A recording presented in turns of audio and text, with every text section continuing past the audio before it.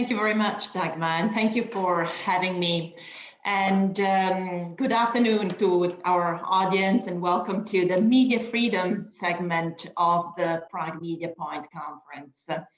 So in the next hour and 40 minutes, we will hold 3 sessions to analyze the primary challenges that journalists have been facing in different parts of Europe, but most importantly to discuss with our speakers, but also with you as audiences, what are the strategies that they have adopted and that we should be adopting to ensure that we can produce and disseminate independent journalism in spite of the immense restrictions and risks that many of them are facing.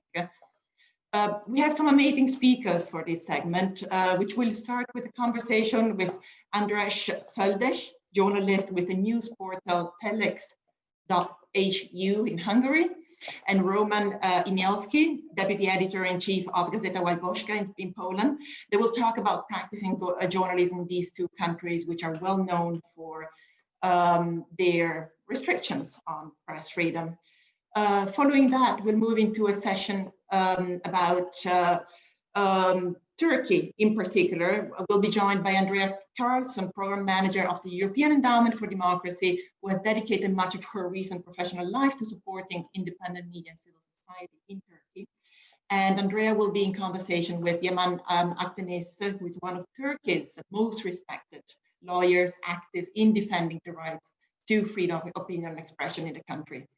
And Andrea and Yaman will look specifically at how to counter attacks on journalists' digital rights. And finally, we'll end this segment with a conversation with Daria Minsky, who is the co-founder of Mint Media in Belarus. And we'll discuss with her the use of Telegram in circumventing censorship in Belarus. Please remember to post your comments in the chat box and your questions in the Q&A box. And I'll turn to them. I'll turn them to our speakers as we move along. So let's start our conversation. Hello. Okay. So let's start our conversations about journalism in Hungary and Poland, sailing through troubled waters. Indeed, as many of you are aware, Hungary and Poland are considered among the worst press freedom violators in Europe. And I think it will be very interesting to hear from our speakers who struggle every day to bring credible and independent news to their audiences, how they do it. Roman, let me start with you. Roman Imielski, Deputy Editor-in-Chief of Gazeta Wyborcza. Roman, Gazeta was long the leading newspaper in Poland and is still the leading quality newspaper, if I'm not mistaken, but circulation has gone down. Tell us a little bit what happened and how is Gazeta planning to remain relevant in today's situation in Poland? On to you. Thank you.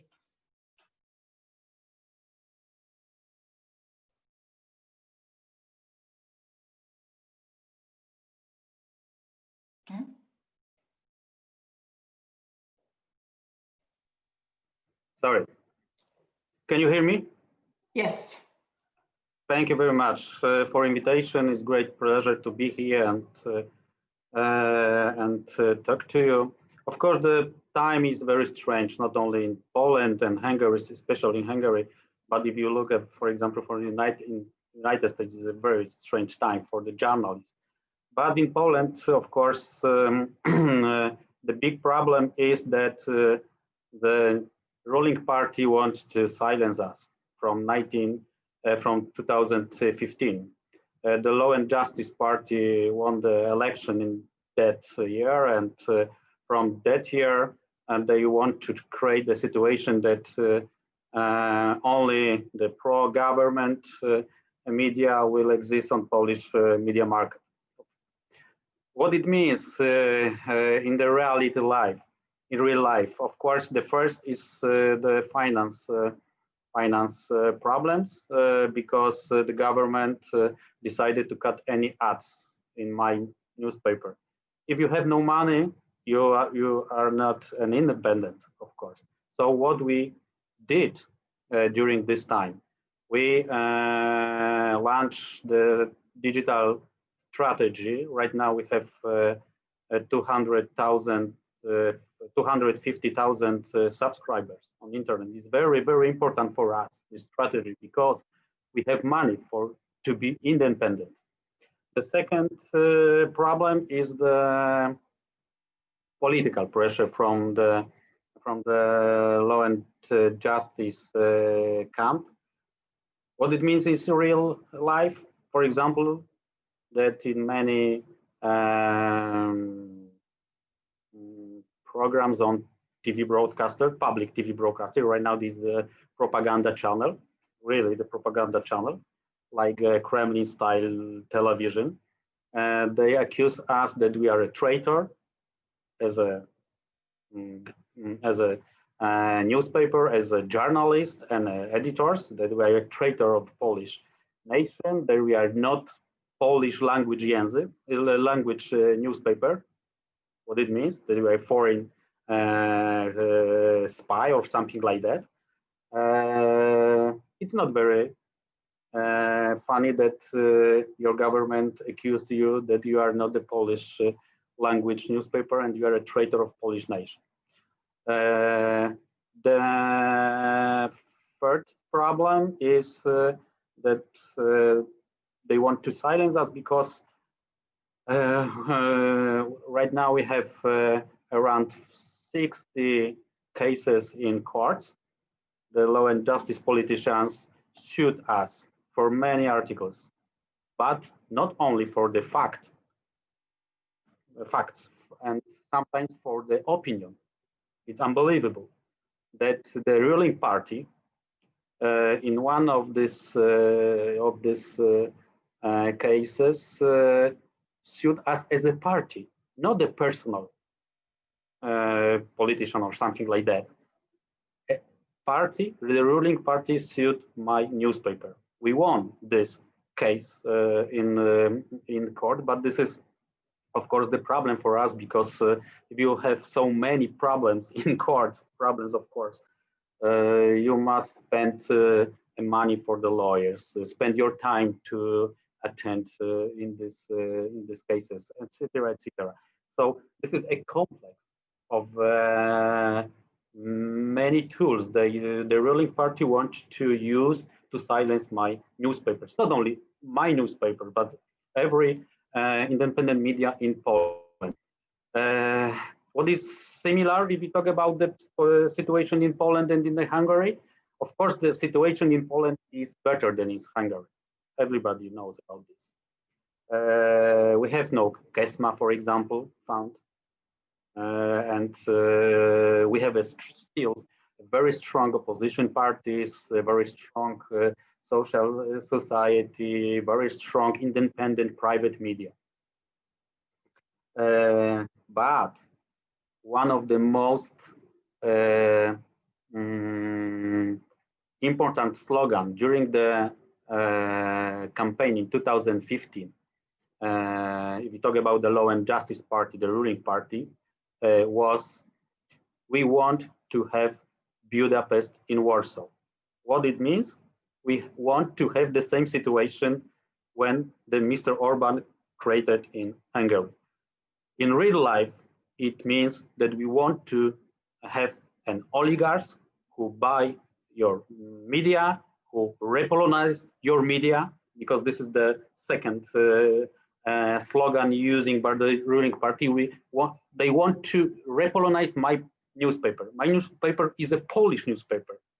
They don't have to repolonize my newspaper or other media. For example, website onet.pl website, which is part of the Axel Springer Ringer Springer company. So the last thing I want to say about this, because this is very, I think, interesting for the Western colleagues, is that my government tried to create the situation that I would say they want to create a situation that the newspaper like Gazeta Wyborcza is vanished. What it means? We send every month request for interview with president of my country, prime minister of my country, ministers of my country. What is the answer? No. 5 years. The audience of Gazeta Wyborcza, if you talk about the digital service, is right now around 8 million users by month. Huge amount, really.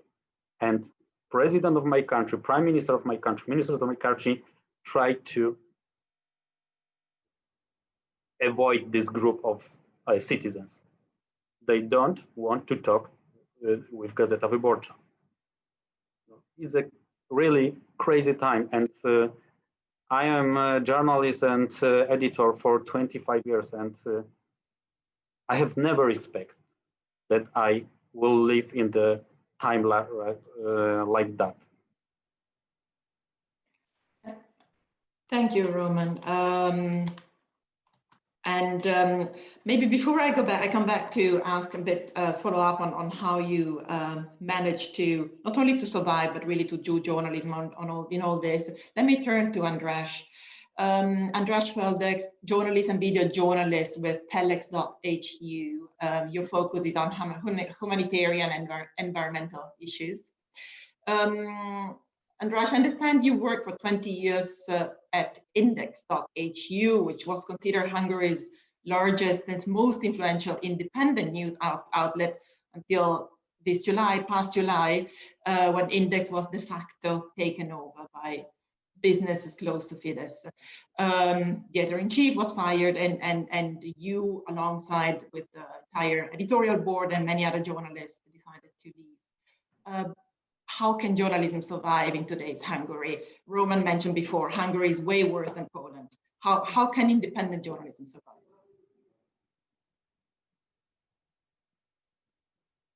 András, your microphone. You're muted.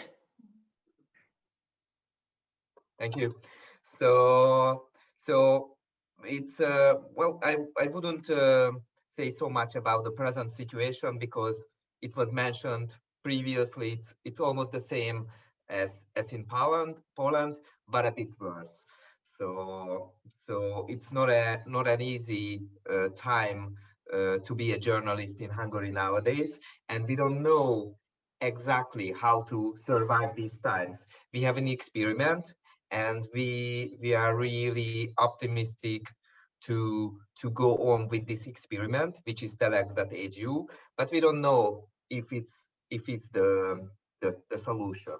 Basically, Index was taken over by the government this July in 2 steps. The first step was when our editor-in-chief was fired, and we were told that this is only about economical problems, and due to economical problems, and we don't have to worry about our independency. However, we knew that there are forces behind. The second step came just a week ago, so way after 4 months after all of the stuff, like 90 journalists left the newspaper in 1 day. So we all left, and a new staff came in, and they accused that we were hysterical because there are no government interference in this story. But last week the new staff was fired, and the whole company was bought directly by a company that is led by Viktor Orbán's media executive. So the story is clear now. What we tried is to launch a new internet publication that is based only on readers' revenue, so donations from our readers, because as it was mentioned previously, we cannot rely on advertisement, because that business is also basically controlled by the government. So big companies have a second thought: is it wise to advertise at a newspaper that is independent, that is in the focus of the government? And many companies is not brave enough to launch a campaign, for example, at independent newspapers. Well, there are, you know, big companies, especially international companies, that still have money to advertise at independent media publications, but it's not a reliable source. And also, it's very important that we don't want to be owned by a businessman who might be an oligarch of the government, or who might be under pressure of the government, because big businessmen can be controlled by the government very easily. So we don't want to have that that problem, that founder or new businessman on the top of the company might be get under control of the government and starts the same process that we experienced recently. So or experiment basically, can an online independent newspaper work only or mainly on donations from our readers? And so far we started a donation campaign which was quite successful. So we could start a media company called Telex.hu with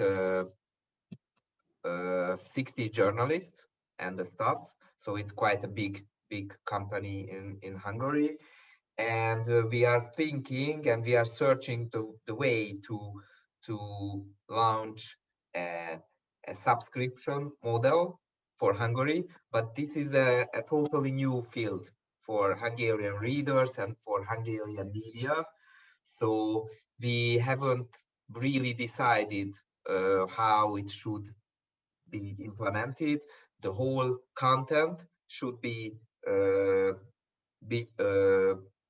covered with paywalls, so you can read articles after you read, or partly, or we have like special articles for subscription, and the rest is for the public who are not willing to pay or thinking about to pay. And it's not only about money. You have to know that Hungarian public broadcast service, it's basically propaganda. And this is why Index used to be a very powerful media, because anyone, even supporters of the government, read Index if they wanted to know the news, because the public broadcast media, TVs, radios, newspapers, are so balanced and became basically the mouthpiece of the government, that anyone who's interested what's going on in Hungary or what's going on in the wider world would turn to independent newspapers, because they get the unbiased news from there. So we feel that we have a task to be a public broadcaster.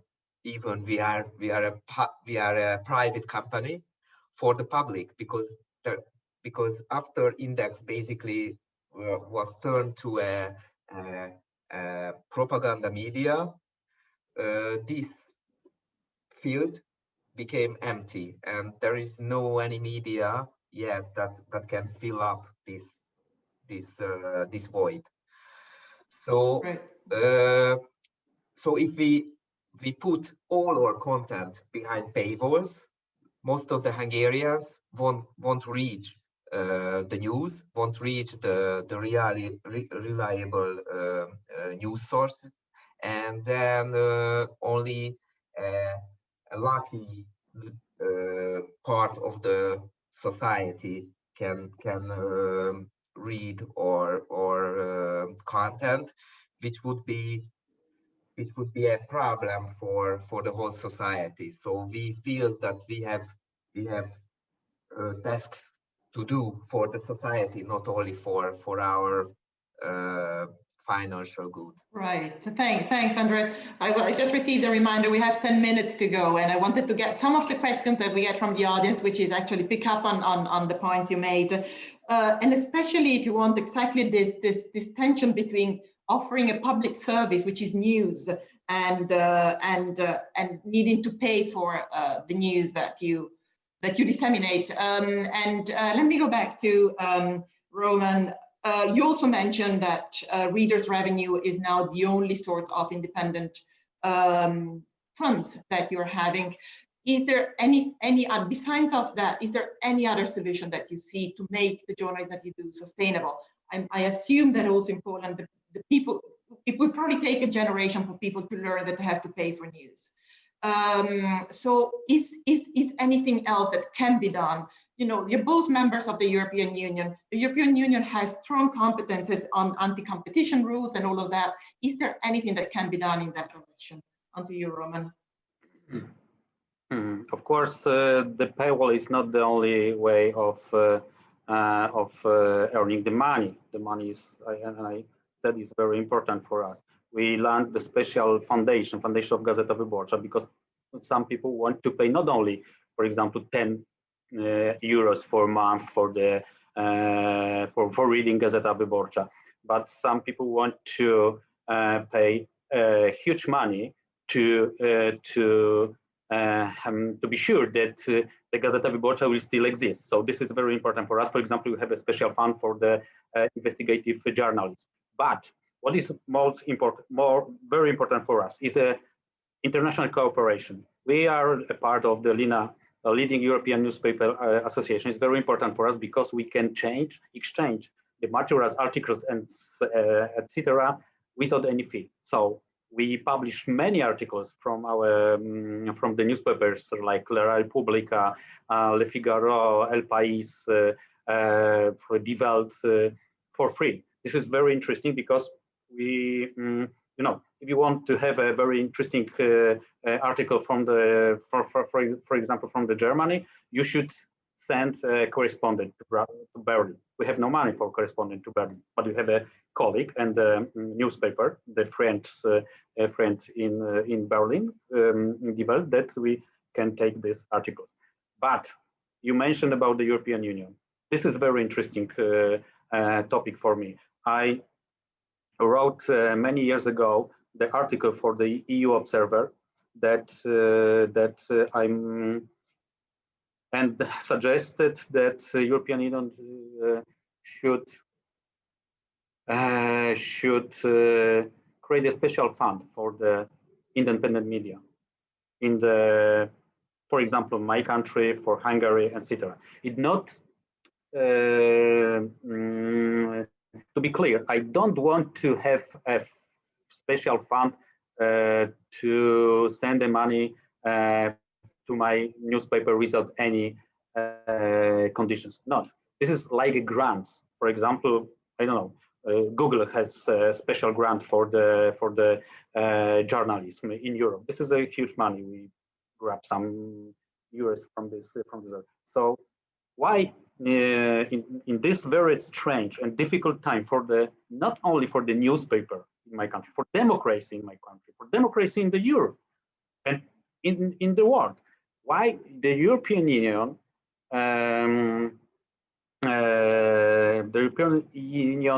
think that, for example, of course, agriculture is very important for us because this is food, etc.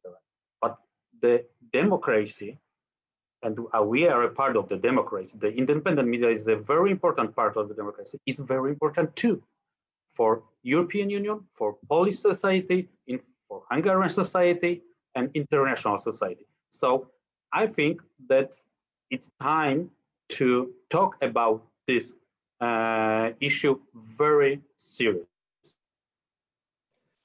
Thanks, Roman. And maybe one more question for András as well. I remain at the regional and EU level. First of all, there is a question here with regard to the coverage that the EU receives in Hungary, whether the current budgetary crisis that we see at EU level that was initiated, if you want, by Hungary and Poland, whether there is coverage of that in your country. And second, also to you specifically on journalism, is there anything else that we can do that can be done at regional level and at EU level? Yeah, this recent crisis is widely discussed in the independent media. So anyone who's really interested can get the facts, but you have to know that most of the Hungarians are not so conscious on media. They just turn on the public TV, turn on the public radio, and get a very biased news about how Brussels try to take over Hungary and try to eliminate our nationality. So anyone who's not really keen on getting the news from right sources is really misled by the propaganda. And what can be done by the European Union? It's a very hard question, and it's a very hard task for EU if there's such an initiative. There was an example. US wanted to launch a quite big amount of money for independent news in the countryside of Hungary, because as it was mentioned, this media foundation called Kesma had bought basically all the newspapers of the countryside, and this is a Földes media foundation. And just one picture how to imagine this. You get the same headline about Viktor Orbán in every newspaper, which is like, I don't know, 30, 50 different newspapers with the same headline, same picture, same story. So basically, independent news sources has disappeared from the countryside. And the US wanted to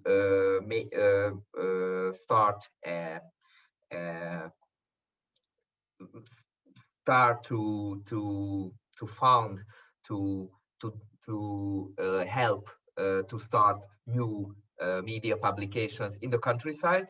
But the government of Viktor Orbán was so clever and so keen on this topic that this plan basically was dismissed, and there a small amount of money was allocated for this, but basically this program were shut down by the US. And I guess they would be very successful with the EU, stating that EU wants to reorganize the Hungarian media. They want to take over the free Hungarian press. They want to, because Brussels equals George Soros in the Hungarian media. So it would be said that the Soros network, as it is stated in the propaganda media, the Soros network would take over the free Hungarian press, and we cannot let this. So I'm not very optimistic about this kind of solution. Thank you. There are so many other questions, and unfortunately our time is up already, but I would like to thank you very much, András and Roman, not only for your insight, but also for your courage and for keeping up the good fight. And thank you very much. Thank you, Barbara. Thanks. Thank you. It was a pleasure. And thank you for the audience.